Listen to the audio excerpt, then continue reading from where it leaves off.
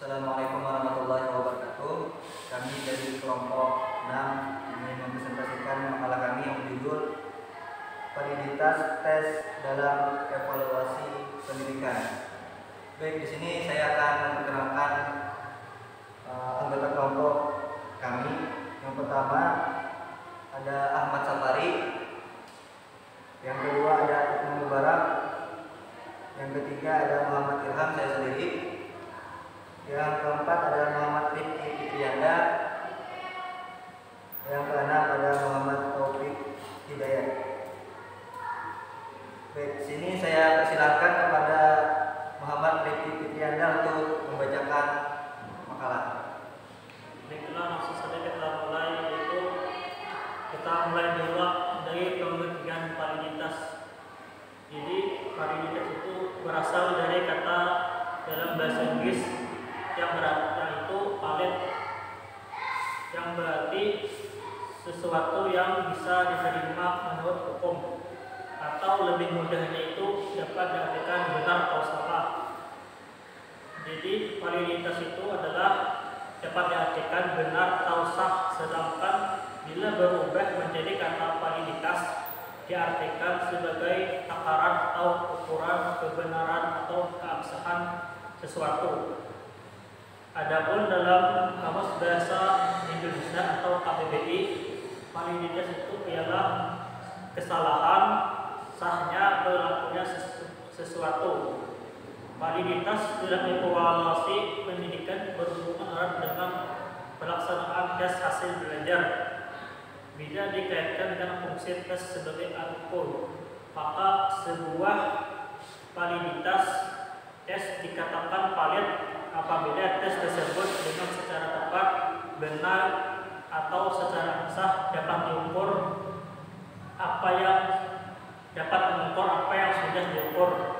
Dengan kata lain, sebuah tes dikatakan telah memiliki validitas apabila tes tersebut telah dapat mengungkapkan atau mengukur apa yang seharusnya diungkapkan atau diukur lewat tes tersebut. Macam-macam validitas. Validitas terbagi menjadi dua macam. Yang pertama yaitu validitas logis. Istilah validitas logis mengandung kata logis yang berasal dari kata logika yang berarti penalaran. Dengan makna demikian, maka validitas logis untuk sebuah instrumen evaluasi menunjukkan pada kondisi bagi sebuah instrumen yang memenuhi persyaratan valid berdasarkan hasil penalaran. Kondisi valid tersebut dipandang terpenuhi karena instrumen yang bersangkutan sudah dirancang secara baik, mengikuti teori dan ketentuan yang ada. Yang kedua yaitu validitas empiris. Istilah validitas empiris memuat kata empiris yang artinya pengalaman. Sebuah instrumen dapat dikatakan memiliki validitas empiris apabila sudah diuji dari pengalaman. Dari uraian dua jenis validitas di atas, yakni validitas logis ada dua macam dan validitas empiris ada dua macam. Maka secara keseluruhan kita mengenal 4 macam validitas, yaitu A. Validitas isi.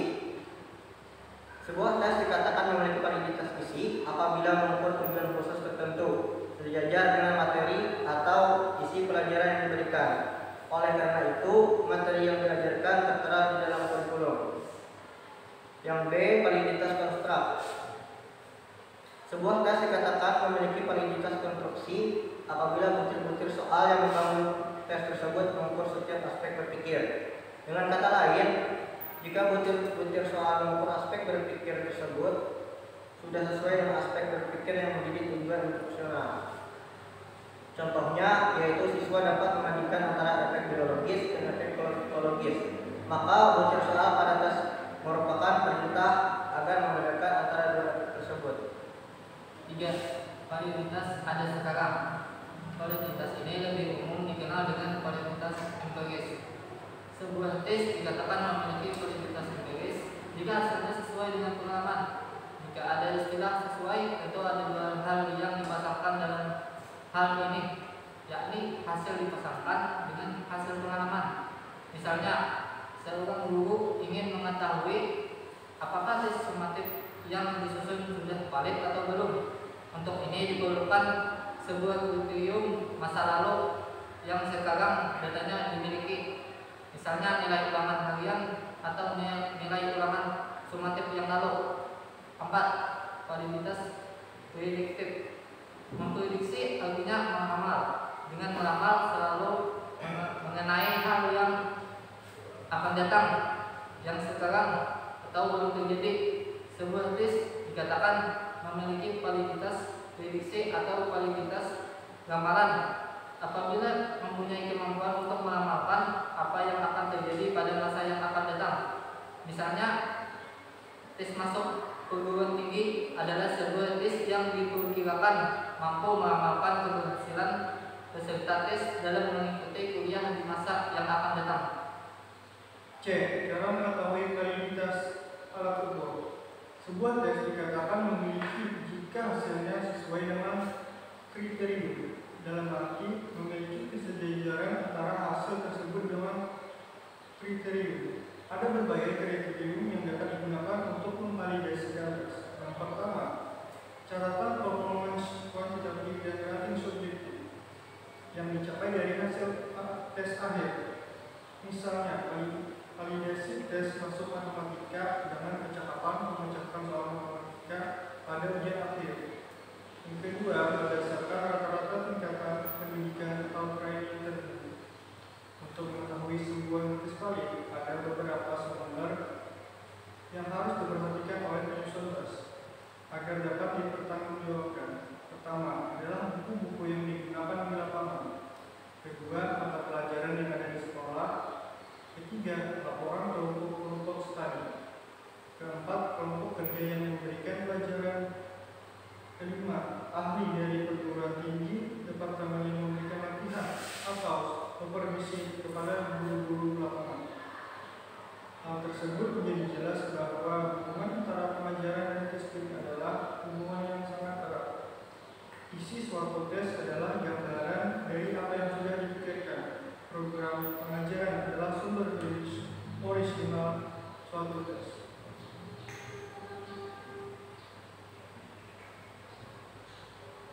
Validitas tidak hanya ditujukan untuk mengukur ketepatan tes, tetapi juga digunakan untuk mengukur instrumen penelitian. Dalam instrumen penelitian, validitas harus mampu mengungkapkan data sesuai dengan masalah yang diungkapkan secara tepat dan benar, seperti situasi dan kondisi yang sebenarnya.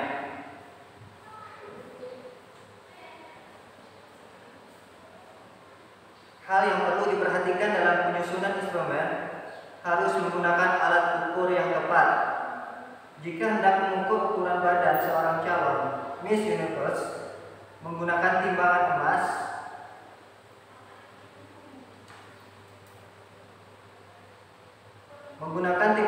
tentu tidak akan tepat dan benar, meskipun calon sang ratu tampak sangat langsing dengan berat badan yang ringan. Demikian juga jika hendak mengukur tentang kemampuan seseorang, tentang bakatnya dalam menjahit contohnya, disodorkan instrumen yang isinya tentang apa makanan kesukaannya. Meskipun keduanya sama-sama mengukur minat, jika instrumen tersebut diuji validitasnya, tentu tidak akan mampu memberikan data yang akurat sebagai data penelitian. Tujuan penggunaan tes harus selalu menjadi bahan pertimbangan pembuat tes. Misalnya, suatu tes diberikan kepada siswa untuk mengetahui tingkat kecemasan siswa dalam menghadapi pelajaran fisika. Perlu dipertanyakan, apakah tes itu untuk sekelompok siswa usia SLTP atau usia SLTA? Apakah tes tersebut khusus untuk seluruh siswa SLTP dan SLTA, atau hanya bagi kelompok tertentu dalam satu sekolah? Karena disinyalir ternyata guru fisika di kelas 2 lebih galak, padahal sebenarnya lebih disiplin daripada guru fisika di kelas 3 yang lebih jauh lemah lembut, padahal tidak tegas. Di samping tujuan, fungsi tes juga harus diperhatikan. Untuk apa? Untuk Untuk apa tes itu diberikan? Untuk tes penempatan pada kelas berikutnya, atau hanya ingin mengetahui tingkat kemampuan kognitif siswa saja. Dengan demikian jelas bahwa tes yang valid itu harus dikatakan valid untuk siapa? Pribadi atau kelompok yang akan diukur. Sangat tidak mungkin seperangkat tes dapat digunakan dan diperuntukkan bagi siapa saja, kapan saja, dan di mana saja. Baik, sekian presentasi dari kami. Salah hilal mohon maaf. Wassalamualaikum warahmatullahi wabarakatuh.